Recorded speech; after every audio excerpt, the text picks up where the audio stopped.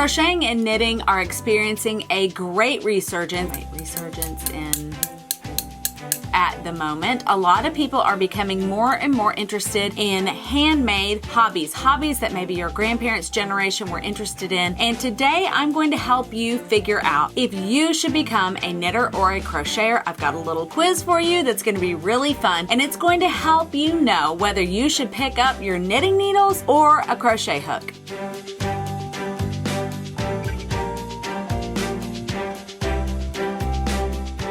My name is Elise, and I am from the blog LePetiteSaintCrochet.com. Now, don't let the name of my blog and my channel fool you. It does have the word crochet in there. I am a certified crochet instructor through the Craft Yarn Council, but I am also a knitting enthusiast. I love knitting just as much. So I'm really coming at this with a very balanced approach. I'm really going to help you with this quiz determine, based on your interests, which craft you should go towards. So should you be a crocheter? I wish my mouth worked sometimes. If you should be a crocheter, if you should be a knitter, and let's get started on this little quiz. I'm going to go ahead and give you the quiz here right on the YouTube video, but if you would like to head to my blog, you can do it right there. I'm going to leave a link in the description box below so that you can take the quiz there. But let's go ahead and let's get started. And what I will ask you to do is, based on your answers, just have a piece of paper and maybe a pencil or a pen and jot down whether you answered 1A, 2B, so that we can keep track, because we're going to tally up your score at the end. So that's going to help you know whether you should be a crocheter or a knitter. All right, so let's start off. Question number 1. Which of these makes you feel all warm and fuzzy inside? A, knitting, sounds so cozy. B, crocheting, I just love the idea. Or C, I don't know enough to answer the question. Now write your answer down, A, B, or C for number 1. Number 2, do you already own these tools? A, yes, I have some knitting needles. B, yes, I own a few crochet hooks. C, I have both. Or D, I don't have either. Number 3, do you want projects that are quicker to make? A, no, I like to take my time. B, yes, I don't have time for long fussy projects. Or C, I have no idea what I want to do. 4, are you a detail-oriented person that enjoys problem solving? A, yes, the more challenge the better. B, no way, I want to relax and have fun right away. C, yeesh, I thought we were talking about crocheting and knitting. 5, do you want to make garments like cozy sweaters and socks? A, yes, yes, a resounding yes. B, no way, Jose. C, I can't think that far ahead. Number 6, are you mostly interested in making things for the home like dishcloths, baskets, pillows, and blankets? A, no, that's what Target is for. B, yes, I want to use the things I make around my home. Or C, I have no idea. Number 7, are you interested in making granny squares? A, no, that's for old ladies. B, yes, now that sounds like fun. Or C, what the heck is a granny square? 8, do you love intricate color patterns like Fair Isle and long to make sweaters, scarves, and mittens in that style? A, yes, that is exactly what I want to make. B, nope, way too much work for me. Or C, what is Fair Isle and why would I want to make it? Number 9, are you interested in making toys? A, nope, that sounds totally boring to me. B, yes, that's what I'm interested in doing. Or C, you can make toys from yarn. And number 10, this is the final question. Would you like to use hand-dyed or all-natural yarns? A, yes, that is a very important factor for me. B, no, I need yarn that is easier on the wallet. Or C, I had no idea there were hand-dyed yarns. Okay, now I want you to tally up your scores. Do you have more A's, more B's, or more C's? If you have more A's, then your answers indicate that you are probably more interested in being a knitter. If you answered more B's, then you are more interested in being a crocheter. And if you answered more C's, then you could go either way. You've got some pretty broad interests, so you could kind of go either way, but I'm going to give you my suggestion here in a minute. And if you answered D on one of the questions, it really doesn't matter, because it was just finding out which tools you already have in your home, which tools you already own, which tools you already have, which tools do you have, which tools do you already have. I hope I said that right. If you had more C answers or you had equal A's and B's, then really my suggestion is going to be that you could go either way, but that crocheting is a bit easier. The learning curve curve is a little less steep with crochet than it is knitting. But what we're going to do is we're going to go through each one of these questions, and there's really specific reasons why I ask these questions. I'm going to dig a little deeper for those of you that would really like to kind of get into the nitty-gritty and understand why I ask these questions and how that can help you discover the love of knitting or crocheting or both, because I'm both. I love both of them. Really, you need to learn one before you learn the other. Don't try to do them both at the same time. Question number 1 is actually probably the most important question in the entire quiz. If you felt a really strong way, like I love knitting, I love the idea of knitting, I love the sound of knitting needles clicking together, or I love crocheting because it reminds me of my grandma, then you know what? That's really the direction in which you should go. The one that you feel the strongest about is the one that you will push through when the times get tough, because I'm telling you right now, learning a new skill like this can be tough in the beginning. It's always like that with any new skill, and you're going to need to have that deep down reason for why am I going to push through this when I want to throw this project across the room, because at some point you're going to want to do that. We all have. So really understanding if you have a strong feeling either way, that's a really good indication, and that is going to be the why behind why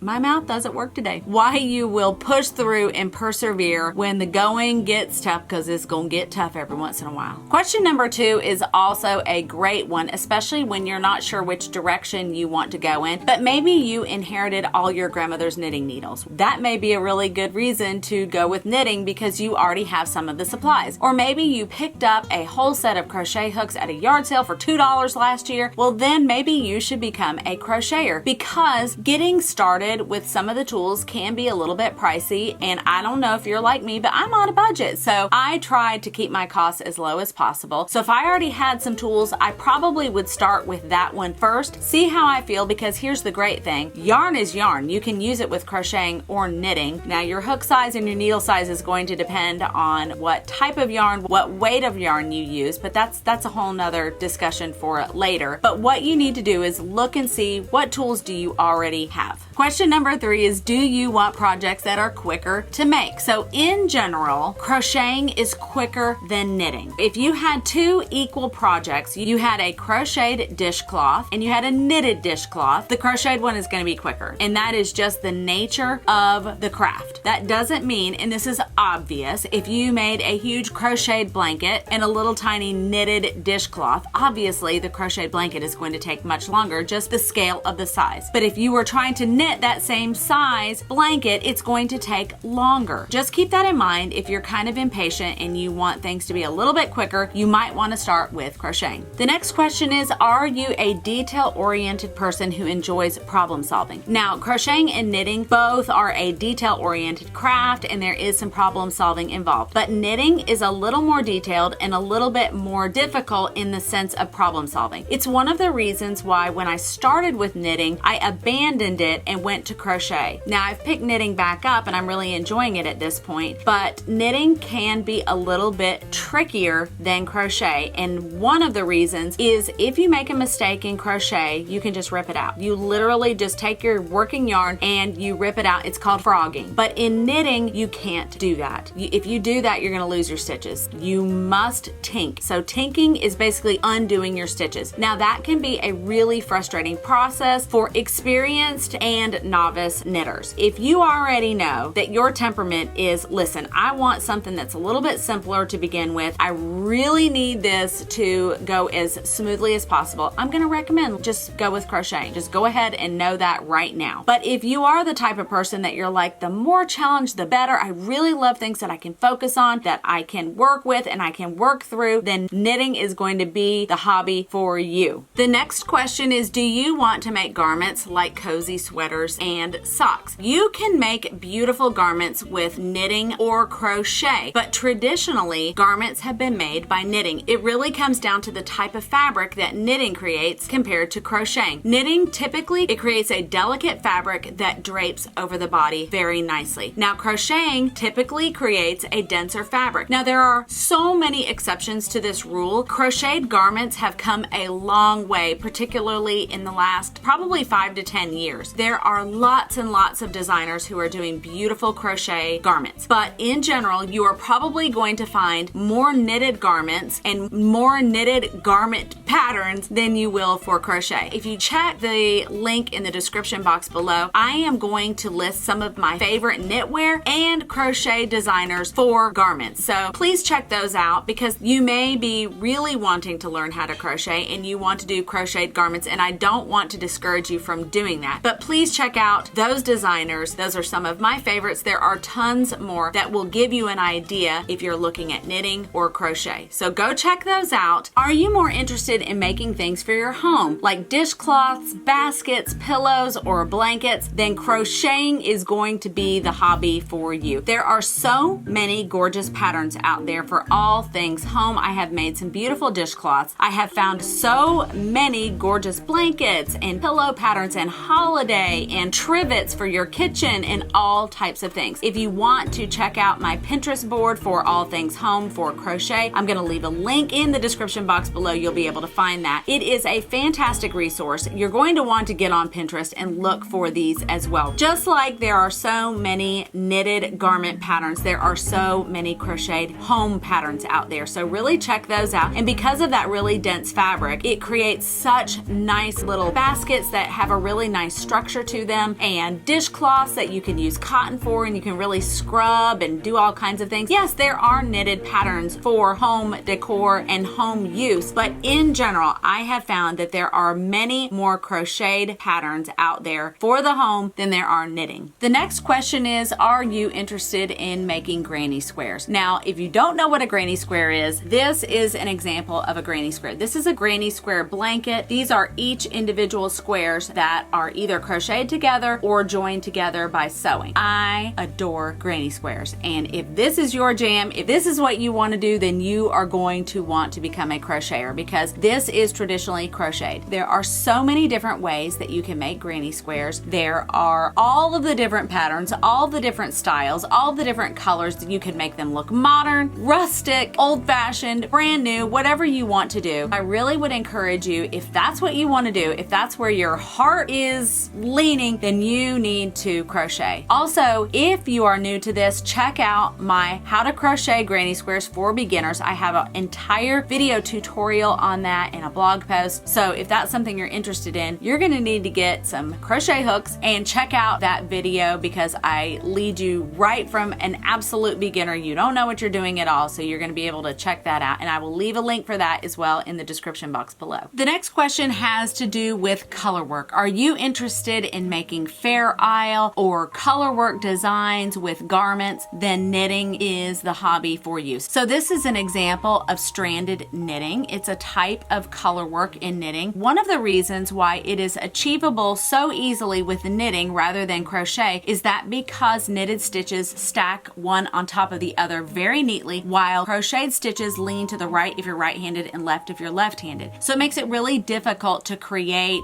for example, this little heart here. If you tried to create this in knitting, it would be very difficult for it to be really symmetrical because it's going to want to lean to one way or the other. Color work is really what attracted me to knitting in the first place. I really find it very beautiful. You can see why it is called stranded knitting because these are all the strands that are floated across the back. I have a video tutorial for that as well. Now, if you are a true beginner, I probably would not start with color work, but it is something that you could definitely work towards, and it won't take you long before you could make beautiful stranded knitting, fair isle color work for yourself. The next question has to do with toys. Now, I'm going to be super honest and I'm going to come clean. This is my love. This is my obsession. This is what I really love to do. So if you are interested in making toys, then you and I are going to be best friends because this is what I spend a great deal of my time doing. Now, I crochet and knit toys, but if you are a true beginner, you're going to want to start with crocheting. It really is an easier process. You can get started fairly quickly, whereas with knitting, there's a lot more that goes into it. There's some extra steps. There's some extra things that make it a little more difficult. I am not trying to dissuade you, but if this is your number one reason that you want to begin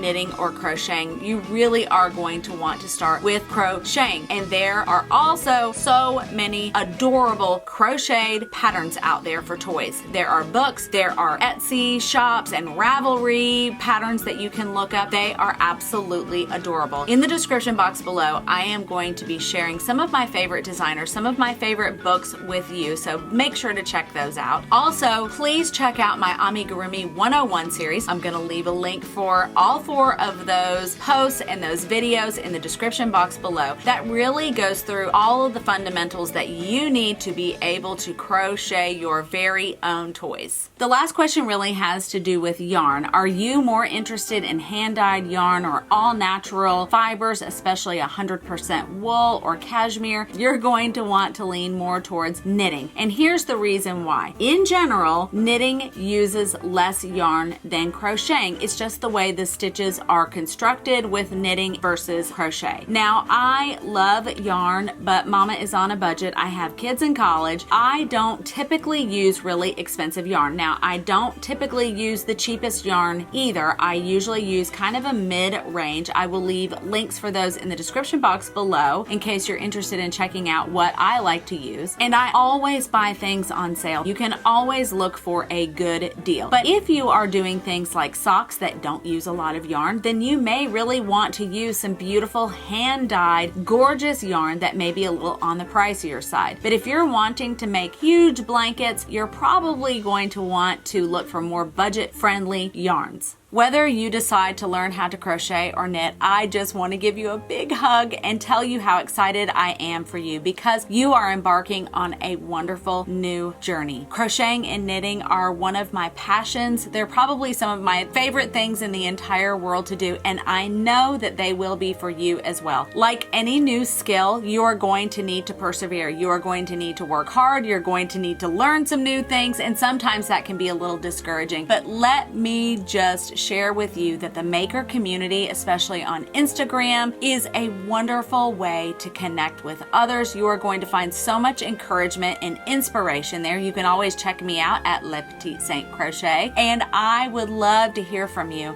I know that this is a difficult time for all of us, and yarn and playing with yarn and knitting and crocheting is one of the things that is getting me through this time. It is a relaxing hobby. It makes you feel so good when you are finally able to learn a new skill and you're like, I finally get it, especially when it is hard and you never thought you were going to be able to do it. But I really want to encourage you that none of us start off, we don't come out of the womb knowing how to crochet or knit. I never thought in a million years that I would be able to crochet or knit the toys that I do. I thought that I didn't have those type of skills. I thought that you had to have some kind of secret talent, and that's not true. What you do need to have is perseverance. You need to stick with something. You need to push through when it gets hard. And that is a skill that I really learned. That is what knitting and crocheting have taught me. So I'm here for you. Please leave comments, questions. I am always here as a resource for you, and I can't wait to hear from you. I want to know, did you decide to start crocheting or knitting? And happy stitching. I just want to thank you for stopping by the Le Petit Saint Crochet YouTube channel today. I really hope that this was a resource, that you got something out of it. If you did, would you please hit that like button, that subscribe button. Please check out my other videos. I'm going to leave my Amigurumi 101 series here at the end for you to check out, and also how to crochet granny squares for beginners. Those are both crochet, but I have lots of knitting videos as well. You can go to my playlist. Thank you so much for stopping by today. I really appreciate you more than you know, and I will see you all very soon.